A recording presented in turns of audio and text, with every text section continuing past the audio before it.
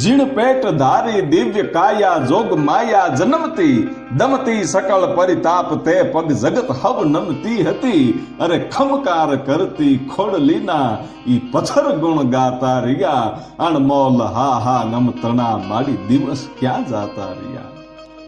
એવી જગદંબા ઈ માં ખોડિયાર આજે એક પણ ગામ એવું નહીં હોય કે એક પથ્થરની અંદર માં ખોડિયારનો થાપો ન હોય. પાણે પાણે જગદંબા બેઠી છે અને એવી ખોડિયાર ઈ જગદંબાના સંપૂર્ણ ઇતિહાસની જ્યારે આપણે વાત કરવી છે, એનું જીવન દર્શન તો બહુ જબરદસ્ત છે.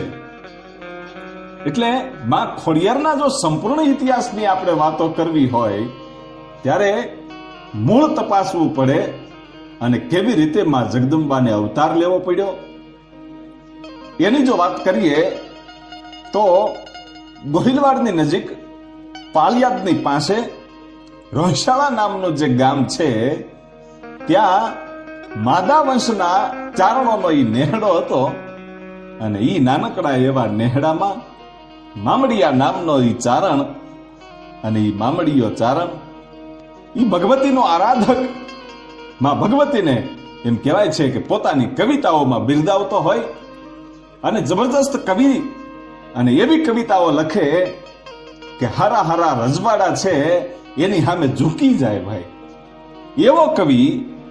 અને જે આજનું વલ્લભીપુર છે એ વખતે વલ્લભી કહેવાતું, એ વલ્લભીપુરના રાજા શીલભદ્ર છે.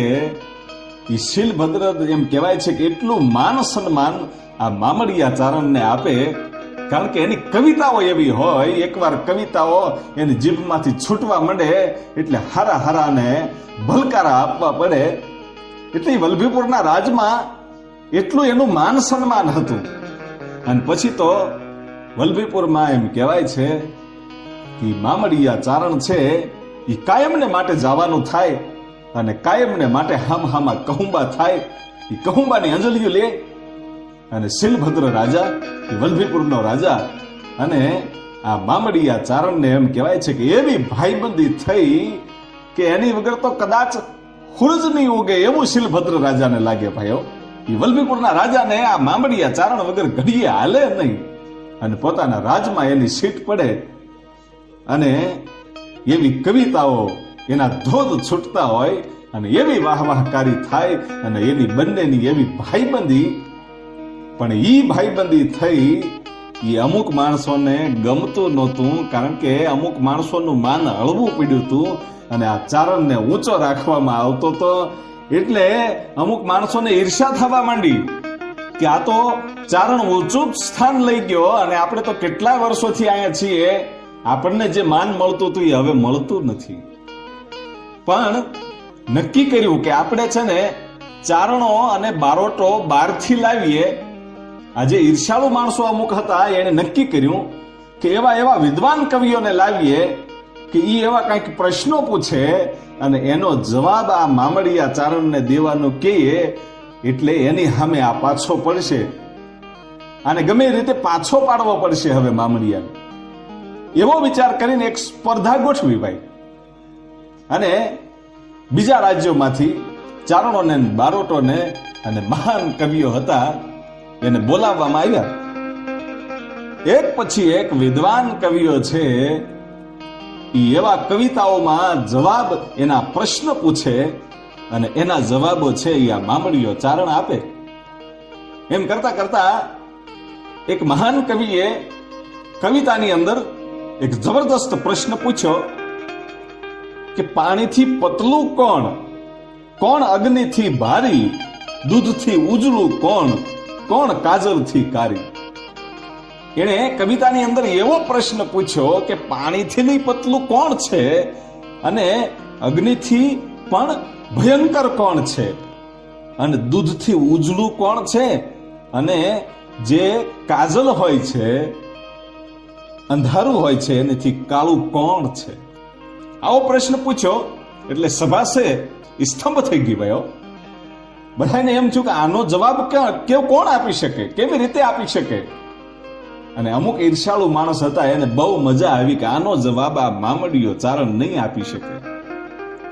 બધા એકબીજાની સામે સામે જોવે છે અને મહારાજાએ શીલભદ્રજીએ આ મામડિયા ચારણને કીધું કે લ્યો ચારણ, કવિરાજ, આ પ્રશ્નનો જવાબ આપો કે પાણીથી પતલું કોણ છે, કોણ અગ્નિથી ભારી, દૂધથી ઉજળું કોણ અને કોણ કાજલથી કારી. આ પ્રશ્નનો જવાબ આપો. અને ચારણ છે પોતાની કવિતાની અંદર એમ કહેવાય છે કે મામડીયો ચારણ છે એ જવાબ આપે છે ભાઈઓ, અને કહે છે કે કંઠ બિરાજો માં શક્તિ, આપો અહીં ફૂલ છાલ, શારદા મારી માવડી, આપશે આજે જવાબ. હો, પેલા ભગવતીને યાદ કરી, હે માં સરસ્વતી, હે ભગવતી, તું મને જવાબ અપાવજે. હો, અને પછી એમ કહેવાય છે કે ચારણ છે મામડીયો ઈ જવાબ આપે છે કે પાણીથી પતલું જ્ઞાન. પાણીથી જો કોઈ પતલું હોય તો એ જ્ઞાન છે, અને ક્રોધ અગ્નિથી ભારી. અગ્નિની જે જ્વાળાઓ છે ને એની કરતા ભારે કોઈ હોય ને તો એ ક્રોધ છે. અને દૂધથી ઉજળો જશ, અને કલંક કાજલથી કાળી. દૂધથી નહીં જો કોઈ ઉજળું હોય તો જશ છે કે તમને જશ મળે, જહ મળે. એ ઉજળો જશ છે, અને કલંક છે ને એ કાજલથી નહીં કાળું છે. કલંક આપણે કહીએ ને કે કલંક ન લાગવું જોઈએ, આપણી આબરૂ ન જવી જોઈએ, એવો જવાબ આપ્યો. અને રાજાએ છે એમ કહેવાય છે કે વાહ વાહ કરી અને પોતાની જે સોનાની મૂઠવાળી જે તરવાર હતી ઈ શીલભદ્ર રાજાએ ઈ વલ્લભીપુરના રાજ દરબારની અંદર મામડિયા ચારણને આપીને ભાઈ સન્માન કર્યો. સન્માન કર્યું ત્યાં તો આ ઈર્ષાળુ માણસોને તો જાણે આખા શરીરમાં આગની જ્વાળા લાગી હોય એવું થઈ ગયું હતું, પણ કહેવાય શું, કઈ રાજ દરબારની અંદર કહી તો ન શકાય. અને પછી એમ કહેવાય છે કે આ બધા જે ઈર્ષાળુ માણસો હતા એ ભેળા મળી નક્કી કર્યું કે ગમે એમ થાય આ ચારણ અને શીલભદ્ર રાજા વલ્લભીપુરના મહારાજાને બંનેને કઈક વેર ઉભો કરવું પડશે ને એકાબીજીની જે ભાઈબંધી છે એ તોડવી પડશે, નહીતર આ ચારણનું સ્થાન તો બહુ ઊંચું જાતું જાય છે અને આપણને કોઈ માન આપતું નથી. એવો વિચાર કર્યો એ વખતે જે રાજના ગોર હતા એને પણ એમ થયું, બ્રાહ્મણને પણ એમ થયું કે આ વાત તો બહુ સાચી છે. બ્રાહ્મણને ગોરને જે સન્માન મળવું જોઈએ આજે મળતું નથી, અને એની જગ્યાએ આ ચારણને સન્માન મળે છે, આ મામડિયાને સન્માન મળે છે. હવે કાંઈક તો કરવું પડશે. અને એમ કહેવાય છે કે એક ઉપાય છે એ ગોતે છે. અને ભૂદેવે ઉપાય ગોત્યો ભાઈ. અને ભૂદેવને તો એ પોતે ભૂદેવ કહેવાય, એટલે એને તો બધે જવા આવવાની છૂટી હોય, રાણીવાસમાં પણ એ જઈ શકતા હતા. એટલે નક્કી કર્યું કે આ રાજાને ડાયરેક્ટ કહેવાથી આની ભાઈબંધી તૂટશે નહીં, આને બધું વાયા વાયા કરવું પડશે.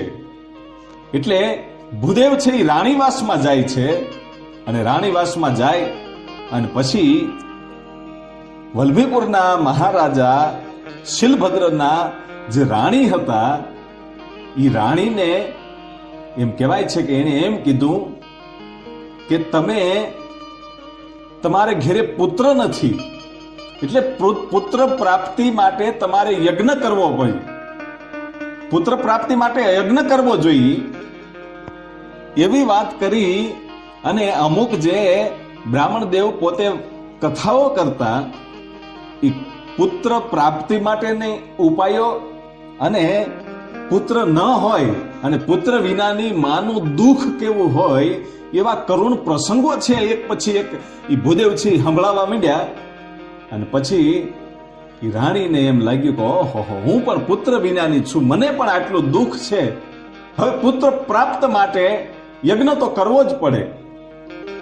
અને એ વખતે ભૂદેવને એમ કહે છે કે ભૂદેવ, આ યજ્ઞ માટે શું કરવું જોઈએ? અને ભૂદેવ કહે છે કે યજ્ઞ તો પછી કરવાની વાત છે, તમે યજ્ઞ કરશો છતાંય તમને પુત્ર પ્રાપ્તિ નહીં થાય. કે કેમ? તમે તો કહો છો કે પુત્ર પ્રાપ્તિ માટે યજ્ઞ તો કરવો જોઈએ, અને યજ્ઞ કરવા છતાંય પુત્ર પ્રાપ્તિ કેમ ન થાય? કે તમારે ઘેરે જે મામડિયા નામનો ચારણ આ રાજમાં આવે છે, એની અને રાજાની એવી ભાઈબંધી છે કે એકાબીજા વગર રહી શકતા નથી. પણ જે મામડિયો છે ને એ વાંજિયો છે, એને ઘેરે સંતાન નથી, અને એ વાંજિયાના પગ તમારા રાજમાં પડે છે, એના પડછાયા પડે છે, એના શબ્દો, એની જે વાણી છે આ રાજમાં આવે છે ને, એટલે આ વાંજિયાના તમે ઓછાયા જોવો છો, વાંજિયાના તમે મોઢા જોવો છો ને, એટલે તમારે ઘેરે હવે કોઈ દી પુત્રની પ્રાપ્તિ ન થાય. તમે ગમે એવા યજ્ઞ કરશો છતાંય નહીં થાય. એટલે રાણીને ખૂબ દુઃખ થયું કે ચારણ વિશે આ ભૂદેવ આવું બોલે, પણ પોતાને પુત્ર નથી, પોતે વાંજિયા છે, એટલે કોઈ પણ માં હોય એને પુત્ર ન હોય ને, એટલે ખૂબ દુઃખ થાય. એટલે ભૂદેવને કીધું કે આનો કંઈક ઉપાય ગોતો. કે ઉપાય કાંઈ નથી, ઉપાય એક જ છે કે આ ચારણને આ રાજમાં આવતા રોકવો પડે, બસ બીજું કાંઈ આનો ઉપાય નથી. અને રાણીએ કીધું કે ભૂદેવ, ચારણ કાલ હવારથી આ રાજમાં આવતો બંધ થઈ જશે ને, એ બંધ થાય પછી આપણે યજ્ઞ કરવો છે, કે તો તમને પુત્ર પ્રાપ્તિ થશે. ચારણનો ઓછાયો પણ આ રાજમાં પડવો ન જોઈએ. એવી રીતે કાવતરું કરી અને ચારણને કાઢવા માટેનો નિર્ણય થયો. અને જ્યારે મહારાજા છે એ રાણીવાસમાં આવ્યા એટલે મહારાણીએ કીધું કે ગમે એમ થાય, આપણે વાંજિયા છીએ એનું કારણ છે આ વાંજિયો ચારણ આપણા રાજમાં આવે છે ને, એના ઓછાયા પડે છે ને, એટલે આપણને પુત્ર પ્રાપ્તિ નથી થતી. અને રાજાને પણ એવું લાગ્યું કે નહીં, રાણીની વાત બહુ સાચી છે, અને જો આપણે પુત્ર પ્રાપ્તિ નહીં થાય તો એક દિવસ આ રાજને તાળા દેવાશે, આ રાજને સંભાળે એવું કોઈ હશે નહીં. માટે પુત્ર પ્રાપ્તિ માટે યજ્ઞ પણ કરવો જોઈએ. અને આ મામડિયા નામનો ચારણ આવે છે અને મારીને એની જે ભાઈબંધી છે એ ભાઈબંધી પણ તોડવી પડશે પુત્ર પ્રાપ્તિ માટે. કારણ કે એ વાંજિયાના ઓછાયા, એ વાંજિયાના શબ્દો મારા આંગણે પડે છે, એટલે હવે આ ચારણને અહીંયા આવતો અટકાવવો પડશે. અને રાણીને કીધું કે કાલથી આ ચારણ નહીં આવે એ વાત થઈ ગઈ. અને બીજો દિવસનો હવારનો સૂરજ ઉગ્યો અને મામડિયો ચારણ છે એ વલ્લભીપુરમાં એમ કહેવાય છે કે ઝડપથી આવે છે. પોતાને થોડુંક મોડું થઈ ગયું હતું અને એમ લાગતું હતું કે મારી વગર આ રાજાને કહુંબો ઉગશે નહીં, હવે એકદમ ઝડપથી જવું પડશે. પોતાનો ઘોડો લઈ અને ઝડપથી એ રાજમાં આવ્યો. રાજમાં આવ્યા એ વખતે શિલભદ્ર રાજા છે એ એમ કે છે કે ચારણ ત્યાં ને ત્યાં ઉભા રહી જાઓ, કે ત્યાં ને ત્યાં ઉભા રહી જાઓ, અને આજ પછી હવે તમારું આ વાંજિયું મોઢું છે ને એ મારા આંગણામાં આવવું ન જોઈએ. તમારો ઓછાયો મારે જોવો નથી, મારે વાંજિયાના મોઢા નથી જોવા, કારણ કે હું તમારે લીધે વાંજિયો રહ્યો છું અને મારે પણ સંતાનની પ્રાપ્તિ નથી થતી. આ તમારું મુખ જોવાથી આ મારે દુઃખ છે, નહીતર મારા રાજને એક દિવસ તાળા લાગી જાય, એટલે હવે પછી ક્યારે અહીંયા આવતા નહીં. એવો જાકારો આપ્યો. ઈ મામડિયા ચારણને દુઃખ તો બહુ થયું, પણ કરવું શું? રાજ છે, રાજની સામું પડાય નહીં. અને રાજાને એટલું કીધું કે મહારાજ, હું તો જાઉં છું, પણ આ શબ્દો તમારા નથી. જોજો, ચારણને ખબર પડી ગઈ હતી કે આમાં કઈક કાવતરું છે, કે આ શબ્દો તમારા નથી, આ બીજાની સલાહું છે, નબળાની સલાહું લઈને. જોજો, ચારણ બહુ સરસ અહીંયા બોલ્યો છે. એ મામડિયા નામના ચારણે એટલું કીધું કે નબળા માણસની જે વ્યક્તિ સલાહ લે ને એ વ્યક્તિનું પતન થવાનું હોય ત્યારે જ આ શબ્દો નીકળે છે. મહારાજ, હવે ધ્યાન રાખજો કે તમારું પતન ન થાય, તમારું રાજ તમારા હાથમાંથી ન વયું જાય, એનું ધ્યાન રાખજો. અને કોની સલાહ લેવી ને કોની ન લેવી એ તમે પોતે નક્કી કરો છો. અને કોઈક બે હારા માણસને પૂછજો ને પછી નિર્ણય લેજો. કે જે વલ્લભીપુરના મહારાજા શિલભદ્ર છે એ એમ કે છે કે ચારણ દેવ, હવે તમે અહીંથી નીકળી જાઓ, તમારે કોઈ સલાહ આપવાની જરૂર નથી અને મારે કોઈની સલાહ લેવાની જરૂર નથી. મારું પતન થાય કે જે થવું હોય તે થાય, પણ હવે તમારા પગલા અહીંયા નહીં. અને મામડિયા ચારણ છી પોતાના ઘોડે સવાર થઈ અને નીકળી ગયા. અને સીધા જ એમ કહેવાય છે કે પોતાને ઘેરે આવ્યા. અને પોતાના પત્ની ચારણાઈ દેવળબા છે એ પૂછે છે કે રાજમાં જઈને પાછા કેમ તરત આવ્યા, અને તમારું મોઢું આજ થોડુંક નિમાણું કેમ છે? તમને કંઈક દુઃખ લાગ્યું હોય એવું કેમ છે?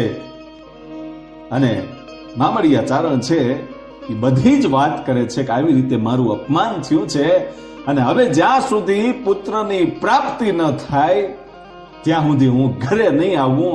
મારે જવું છે હવે શિવના શરણે તપસ્યા કરવા માટે જવું છે. અને કદાચ જો મને પુત્રની પ્રાપ્તિ નહીં થાય તો હું મારું માથું છે એ શિવને ચરણે ધરી દઈશ, અને પછી આપણે ક્યારેય મળી નહીં શકીએ. એમ કહી અને એમ કહેવાય છે કે મામડિયા ચારણ છે એ રોયશાળાનો જે નેહ છે એ નેહડેથી થોડેક દૂર એ જંગલની માલિપા જઈ અને ભગવાન શિવનું જે દેવાલય હતું એ ત્યાં એ વૃક્ષની નીચે શિવલિંગ હતી અને એ વૃક્ષના પાંદડા પડેલા હતા એ બધું સાફ કરી પોતે સ્નાન કરી અને એમ કહેવાય છે કે ભગવાન ભોળિયાનાથની કાયમ પૂજા મીડ્યા કરવા, કાયમ તપસ્યા કરે. એમ કરતા કરતા કરતા 7 દિવસ વૈયા ગયા અને 8મો દિવસ ઉગ્યો ભાઈ. અને પછી પોતાને ચારણને એમ લાગ્યું કે આટલી શિવની આરાધના કરવા છતાંય શિવ પ્રગટ ન થાય, મને પુત્ર આપવા માટે આવે નહીં, એટલે હવે જીવવાનો મારે કોઈ અધિકાર નથી. આ ભોળોનાથ કદાચ મને દીકરા ન દે તો કાંઈ નહીં, જો દીકરા એને દેવાનો હોય તો આ વાંજિયા મેણા મારે આખી જિંદગી સહન નથી કરવા. હવે પૂજા, કમળ પૂજા કરી નાખવી છે. મારું મસ્તક છે ભગવાન શિવને ચરણે ચડાવી દેવું છે, જીવન હવે અહીંયા ખપાવી દેવું છે. એવું નક્કી કરીને પોતાના પાસે જે હોનાની મૂઠવાળી એ જે છમછેર હતી, જે તરવાર હતી, એ મ્યાનમાંથી બારી કાઢી અને નક્કી કર્યું કે હવે માથું છે એ શિવલિંગ ઉપર ચડાવી દેવું છે, કમળ પૂજા કરી નાખવી છે. અને જ્યારે પોતાનું માથું ઉતારવા માટે જાય છે ત્યારે ભગવાન શિવ છે સાક્ષાત આવ્યો ભાઈઓ. ભગવાન ભોળિયોનાથ સાક્ષાત આવીને તરવાર પકડી લીધી ને કીધું ચારણ માંગ માંગ બાપ. અને એ વખતે મામડિયા નામનો ચારણ એટલું કે છે કે પ્રભુ તમને ખબર જ છે હું શા માટે તપસ્યા કરું છું અને હું માંગવા આવ્યો છું, કે નહીં તારા મોઢે માંગ. અને એ વખતે મામડિયા નામનો ચારણ એટલું બોલ્યો કે હે ભગવાન શિવ, આજ જો તમે પ્રગટ થયા હો અને મારી ઉપર રાજી થયા હોય ને તો મારે એક સંતાન જોઈ છે, મારે એક દીકરો જોઈ છે. મારું વાંજિયા મેણું ભાંગવા માટે મને દીકરો આપો. અને એ વખતે ભગવાન ભોળિયોનાથ છે એમ કે છે કે મામડિયા, હે ચારણ, આ જન્મમાં તારા ભાગ્યમાં પુત્ર પ્રાપ્તિ છે જ નહીં તો કેવી રીતે આપું? હે કે તારા ભાગ્યમાં પુત્ર પ્રાપ્તિ નથી, તું કંઈક બીજું માંગી લે. કે નહીં, આપવો હોય તો પુત્ર આપો, બાકી આ માથું છે હવે શિવના ચરણે ચડે, બાકી અહીંથી પગલા પાછા હવે હટવાના નથી. તમારે જો પુત્ર આપવો હોય તો આપો, અને ન આપી શકો તો ના પાડી દો, તો હું કમળ પૂજા કરી નાખું, મારું માથું છે તમારી શિવલિંગ ઉપર ચડાવી દઉં. અને એ વખતે ભગવાન ભોળિયોનાથ છે ઈ આ મામડિયા ચારણને એમ કે છે કે કાંઈ વાંધો નહીં, તારા ભાગ્યમાં પુત્ર પ્રાપ્તિ નથી, પણ તું મારી હારે હાલ. અને મામડિયા ચારણનો હાથ પકડી અને ભગવાન ભોળિયોનાથ છે સીધા પાતાળમાં જાય છે ભાઈ. અને ત્યાં વાસુકી નાગ અને નાગની પાસે લઈ ગયા. અને ભગવાન ભોળિયાનાથે એ નાગને વાત કરી કે આ મામડિયા નામનો ચારણ છે, આની ભક્તિ બહુ જોરદાર છે અને આનું કુળ છે એ ઉજળું છે, ચારણ કુળ છે, અને આના આખી જિંદગીમાં પુત્ર પ્રાપ્તિ નથી. એટલે હે નાગ, હું તને વિનંતી કરું છું કે તારી 7 દીકરીઓ અને એક દીકરો જે છે એને તું કહેજે કે આ મામડિયાની ઘેરે અવતાર લઈને આવે. અને એને હું પૂરેપૂરી શક્તિ આપીશ અને તારા જે નાગના સંતાનો છે એને આ દુનિયાની અંદર બહુ મોટી નામના મળશે. એવું ભગવાન ભોળિયાનાથ નાગને કહે છે. અને નાગ કહે છે કે કાંઈ વાંધો નહીં, મારી 7 દીકરીઓ અને 1 દીકરો, એ 8 સંતાનો છે, એ મામડિયાને ઘેરે અવતાર લઈને આવશે. અને પછી એ વચને બંધાય અને ભગવાન ભોળિયાનાથ છે એ પાતાળમાંથી પાછા પૃથ્વી ઉપર મામડિયાને લઈને આવે છે અને કહે છે કે જા 7 દીકરીઓ છે તારી ઘેરે જોગમાયાઓ હશે અને ઉપર એક 8મો દીકરો હશે.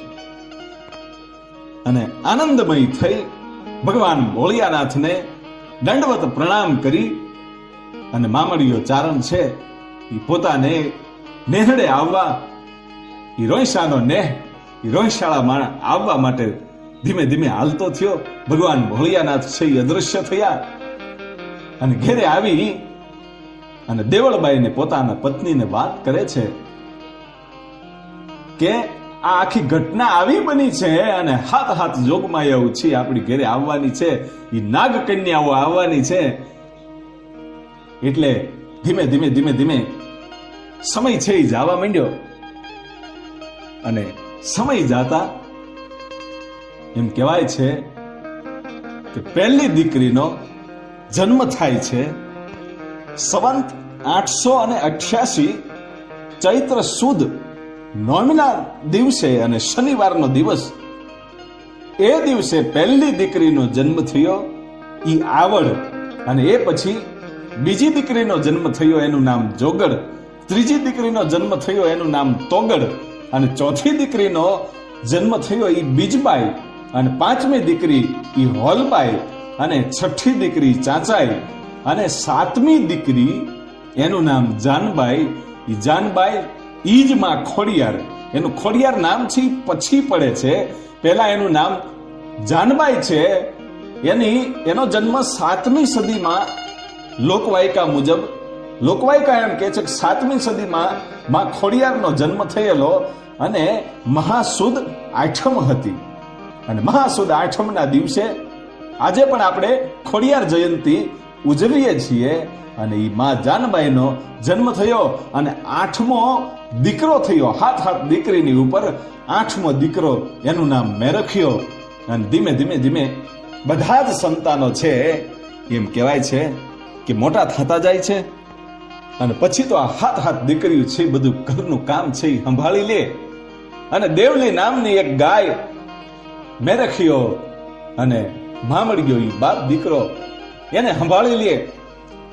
અને એક ગોવાળ, ઈ વિકા નામનો ગોવાળ હતો. હો બહેનું છે એમ કહેવાય છે કે ઠાઠ ઝપાટ કરતી હોય. ઈ મામડિયાના નેહડે હો બહેનું હતી ને એનો ગોવાળ ઈ વિકો હતો. અને એની સાથે માં ખોડિયાર અને ભાઈ મેરખ્યો ઈ એમ કહેવાય છે કે ભેંસું ચરાવવા માટે જાય. માં ખોડિયારનું નામ હજી જાનબાઈ હતું. ખોડિયાર પછી થાય છે, એની વાત હવે આવે છે. અને એકવાર બરાબર ભાદરવો મહિનો આવ્યો અને ભાદરવા મહિનામાં ભાઈ મેરખ્યો, આઈ જાનબાઈ અને વેકા નામનો ગોવાળ, આ બધા પોતે એમ કહેવાય છે કે ભાદરવા મહિનામાં ભેંસું ચારવા ગયેલા. અને જ્યારે સાંજના ટાણે પાછા આવતા હતા એ વખતે આ મેરખિયાને ઈ ભાદરવાનો ભોરિંગ કર્યો ભાઈઓ, નાગ કર્યો. અને આપણે બધાય જાણીએ છીએ કે ભાદરવામાં નાગ છે ને, નાગ હોય, વીછી હોય, કોઈ પણ જીવડું હોય, ઝેરી જીવડું જે હોય એને ભાદરવા મહિનામાં 3 ગણું ઝેર છે એ વધી જાય છે. આ એક મહિનો એવો હોય છે કે કોઈ પણ ઝેરી જીવ હોય એને ભાદરવા મહિનાની અંદર 3 ગણું ઝેર છે એ વધી જાય. અને એ કદાચ જો ભાદરવામાં કોઈને કરડે તો એ માણસને બચવું એ બહુ મુશ્કેલ પડી જાય છે. લગભગ તો માણસ બચતું જ નથી, પણ છતાંય કદાચ જો વિધિના લેખ છે એ ફરે અને બચવું હોય તો બચી જાય અમુક માણસ, પણ ભાદરવામાં લગભગ કોઈ બચે નહીં. એટલે એ ભાદરવાનો ભોરિંગ છે એ કર્યો ભાઈ.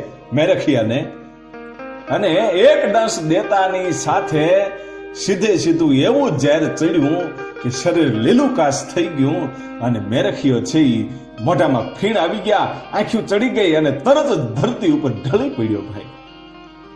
અને માં ખોડિયાર છે એ ભાઈને જગાડવાની કોશિશ કરે છે. જાનબાઈ છે એમ કે છે કે ભાઈ ઉભો થા, અને વિકા નામનો ગોવાળ છે એમ કે છે કે આને તો બહુ છે ઝેર ચડ્યું છે, અને હવે તમે આ ભેહું તો હાલી આવશે ને હું હવે જટ જાઉં છું નેહડે અને બાપુને ને બધાઈને વાત કરું. અને વિકા નામનો ગોવાળ ઈ રોઈશાના નેહ ઈ રોઈશાળા આવી અને મામડિયાને વાત કરી કે મેરખિયાને ભોરિંગ કરી દો છે, એક નાગ કર્યો છે અને એની આંખો ચડી ગઈ છે, મોઢામાં ફીણ આવી ગયા છે, હવે જલ્દી હાલો. અને આ 6 બેનું છે, આવડ જોગડ તોગડ બીજબાઈ હોલબાઈ સાંચાઈ, ઈ 6 બેનું છે. એને ગડગડતી ડોટ મૂકી, મામડિયાએ ડોટ મૂકી, માં દેવળબાઈએ ડોટ મૂકી, અને ઘણું ખરું માણસો છે ઈ જલ્દી એમ કહેવાય છે કે જે જગ્યાએ આ ભેહું ચરીને આવતી હતી, જગ્યાએ જ્યાં મેરખિયાને નાગ કર્યો તો એ જગ્યાએ અડધું ગામ છે, અડધો નેહડો આવી ગયો ભાઈઓ. કારણ કે આ તો એકનો એક દીકરો હતો અને એને સર્પદંશ થયો, અને જોયું તો આખું શરીર છે લીલુકાશ થઈ ગયું છે, મોઢામાંથી ફીણ આવી ગયા છે, આંખો ચડી ગઈ છે, અને ધીમા ધીમા શ્વાસ ચાલે છે ભાઈ. અને હવ લોકોને આંખમાં આહુડા આવી ગયા કે આમાંથી બચવું તો મુશ્કેલ છે. અને એ વખતે આ આવડમાં છે ઈ આ જાનબાઈ ને એમ કે છે કે જાનબાઈ હવે તું ઊભી થા, હે કે તું ઊભી થા. કે કેમ? કે તને યાદ નથી આપણા પૂર્વ જન્મનો આપણો બાપ નાગ, ઈ વાસુકી નાગ પાતાળમાં છે અને એની પાસે અમીનો કુકો છે, હે કે એની પાસે અમીનો કુકો છે, ઈ તું જટ લઈ આવ. હે કે આજ આખી રાતનો સમય છે, આના શ્વાસા છે ધીમા ધીમા ભાઈના હાલે છે મેરખિયાના. સૂરજ ઉગે ને પહેલા તું આવી જાય, નહીતર આ મેરખિયો બેઠો નહીં થઈ શકે. સૂરજ ઉગે એ પેલા અમીનો કુકો લઈ અને પાતાળમાંથી તું પાછી આવી જાય. અને જાનબાઈ ઊભી થઈ ભાઈ, ઊભી થઈ અને જઈ અને એક ધરામાં ધૂપકો માર્યો, ધૂપકો મારી અને સીધી પાતાળમાં ગઈ અને વાસુકી નાગને હાથ જોડી અને એટલું જ કીધું કે આજ સંકટ પડ્યું છે, હે કે આજ સંકટ પડ્યું છે ને અમીના કુકાની જરૂર છે. ભાઈ મેરખિયો છે એના શ્વાસ ધીમા પડતા જાય છે, અને સવારે સૂરજ ઉગે ઈ પેલા મારે આ અમીનો કુકો છે ત્યાં પોગાડીને એને આ પાવું પડશે તો જ ઈ બેઠો થાય. અને વાસુકી નાગ છે એને અમીનો કુકો આપે છે. ત્યાં તો સમય તો ઘણો વયો ગયો હતો, અને અમીનો કુકો લઈ અને ધીરે ધીરે માં ખોડિયારમાં છે રસ્તો ગોતે છે કે ક્યાંથી આ ધરામાંથી બહાર નીકળવું, કેવી રીતે નીકળવું, અને વિચાર કરે છે. એટલે થોડુંક મોડું થયું, અને એ વખતે બરાબર આમ સૂરજને ઉગવાની તૈયારી થઈ ભાઈઓ. સવાર પડવા માંડ્યું ને સૂરજના કિરણો છે ધીમા ધીમા ધીમા ધીમા દેખાવા માંડ્યા.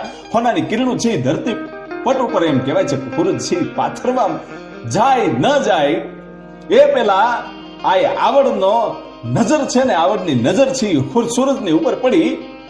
એને એમ થયું કે હમણાં સૂરજ ઉગી જાય ને મારો ભાઈ મેરખિયો છે એના શ્વાસ છોડી દેશે. એટલે પોતાનો ભેળિયો છે એ સૂરજની સામો લાંબો કર્યો ભાઈ. હો જોજો આવડ કેવી છે, ઈ જગદંબા આવડ છે ઈ સૂરજની સામે ભેળિયો લાંબો કરી અને સૂરજને એમ કે છે કે હે સૂરજ આજ ઘડીક ઉગતો નહીં હો, તું હવા પર મોડો ઉગજે.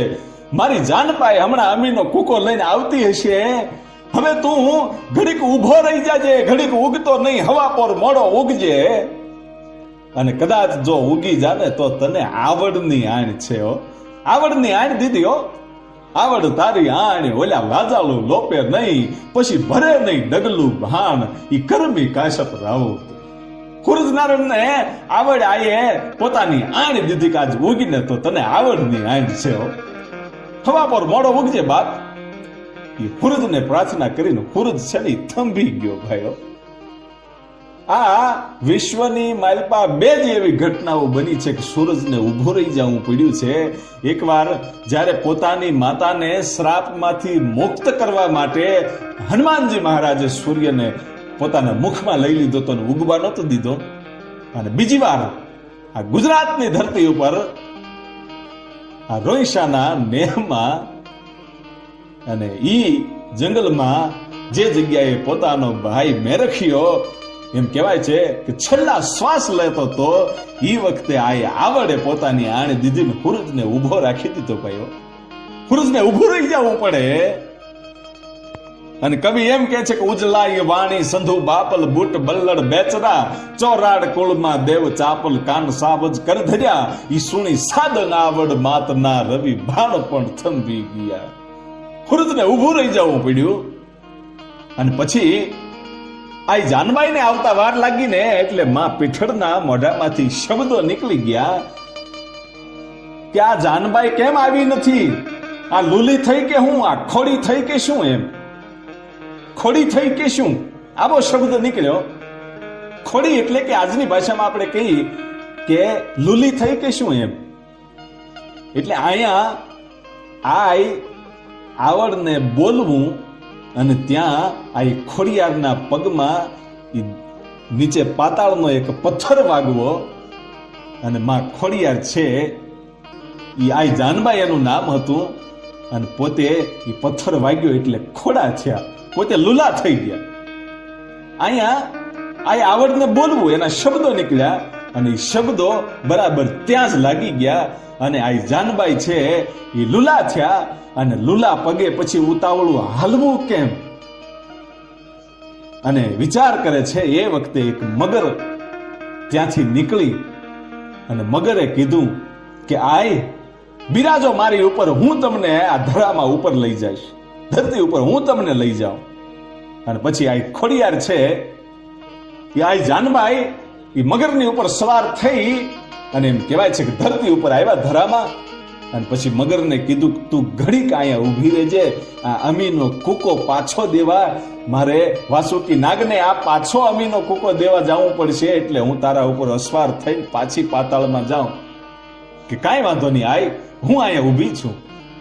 મગર ઊભી રહી અને માં ખોડિયાર છે એ પોતે લુલા હાલતા હાલતા આ જંગલમાં એમ કહેવાય છે કે જ્યાં ભેંસું ચરતી હતી, જ્યાં અડધું પોણું ગામ છે એ આ જાનબાઈની વાટે હતું કે અમીનો કૂકો લઈને ક્યારે આવે. અને એ વખતે આવ્યા અને જોયું કે આ તો ખોડી થઈ છે, હકીકતમાં ખોડી થઈ છે, આ તો હકીકતમાં લુલી થઈ છે. ખબર પડી ગઈ કે આવડ આઈના આ શબ્દો એને લાગી ગયા ભાઈ. એટલે ખોડી થઈ એટલે એ ખોડિયાર કહેવાય. ખોડી કહેતા હતા લોકો, લુલી કે ખોડી કહી અને ખોડી આઈ કહેતા. એટલે ખોડી આઈમાંથી આજનો શબ્દ આપણો છે ખોડિયાર. એ ખોડી આઈમાંથી ખોડિયાર નામ આવ્યું.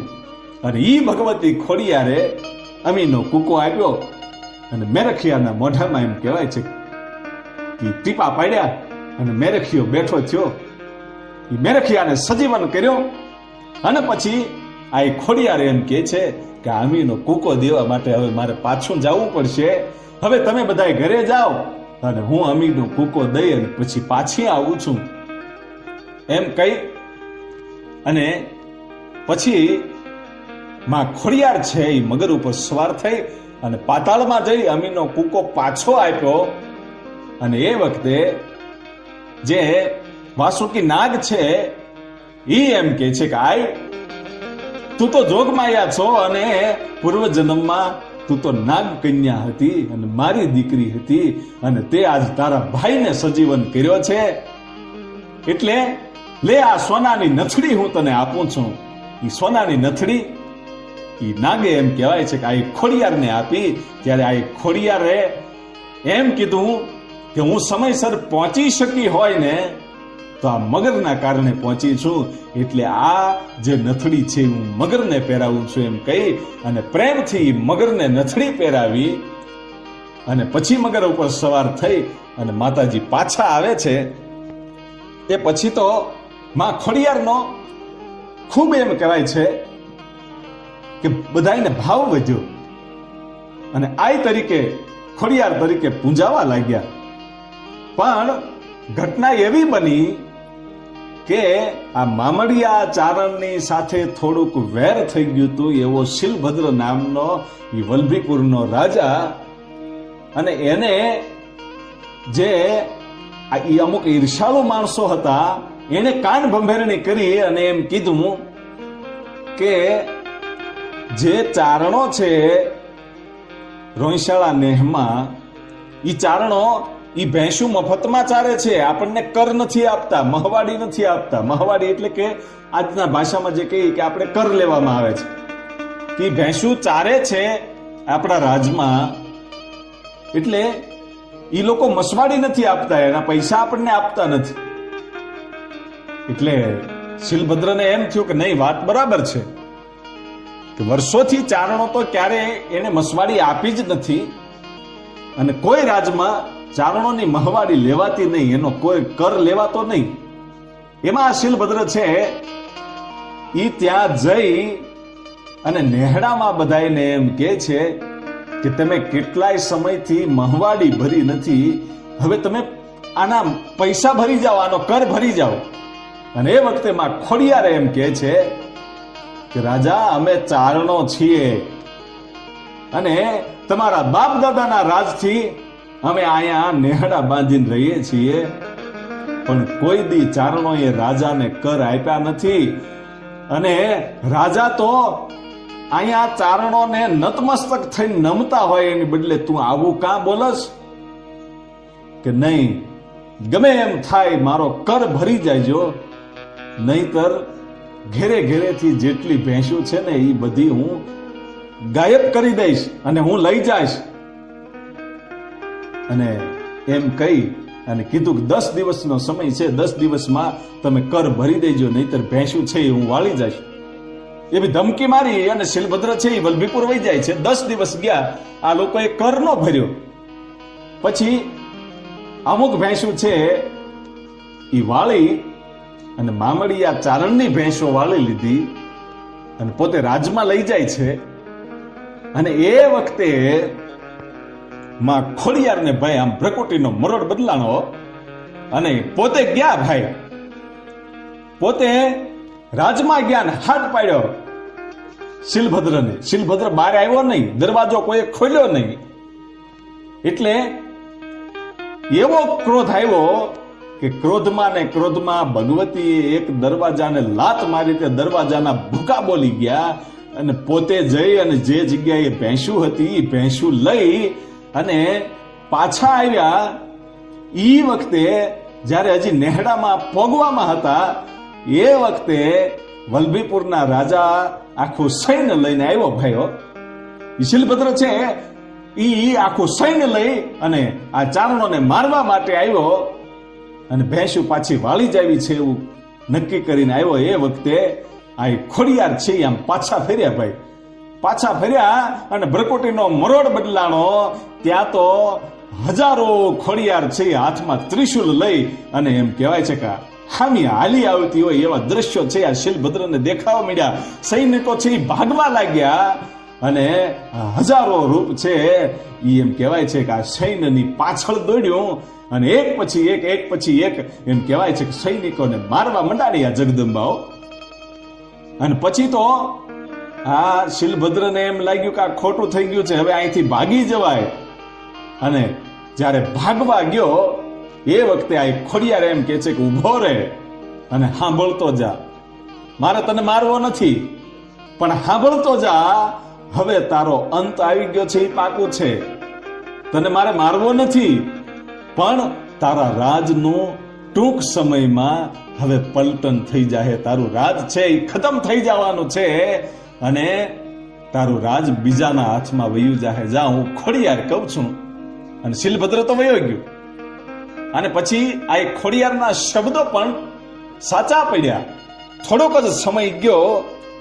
ઈ વખતે શીલભદ્રનો જે કાકુ નામનો દિવાન હતો એણે ખાનગીમાં આરબોને બોલાવી અને રાજનું પતન કરાવ્યું હતું.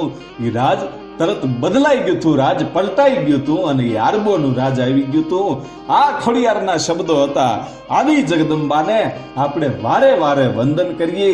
એટલે માં માટે તો કવિઓ એમ કહે છે કે માડી તારો કોક જ પામે પાર, જગદંબા તારો કોક જ પામે પાર. એને પાર પામી શકાય નહીં, એને સમજવું એ તો અઘરું છે. પણ માં હોય, ચારણની દીકરી હોય, એને વંદન કરાય, એને વારે વારે વંદન કરાય. એટલે કીધું છે કે માં શક્તિ રૂપેણ સંસ્થિતા. હે માં, અમને એવી શક્તિ આપજે કે અમે તારા દિવ્ય દર્શન કરી શકીએ. એટલે આવો હતો કંઈક માં ખોડિયારનો એમ કહેવાય છે કે ઇતિહાસ. અને માતાજીના પરચા તો ખૂબ છે, ઘણા બધા છે. અને એ પરચાઓની વાતો પણ